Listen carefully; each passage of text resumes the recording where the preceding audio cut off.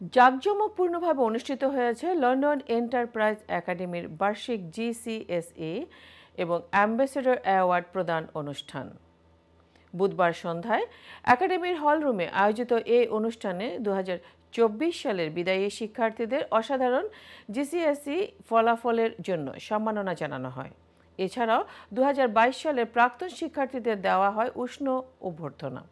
অনুষ্ঠানে প্রধান অতিথি হিসেবে উপস্থিত ছিলেন টাওয়ার হ্যামলেটসের স্পিকার এবং কাউন্সিলর সাইফ উদ্দিন খালেদ।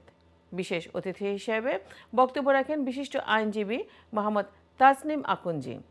আরও বক্তব্য দেন লন্ডন এন্টারপ্রাইজ একাডেমির প্রিন্সিপাল আশিদ আলী, বিবিসিসিআই এর সহসভাপতি Abul Hayat Nuruzzaman, councillor Kamrul Hossain, Faruk Ahmed, Abdalullah, Peter Man এবং এমদাদ রহমান এমবি।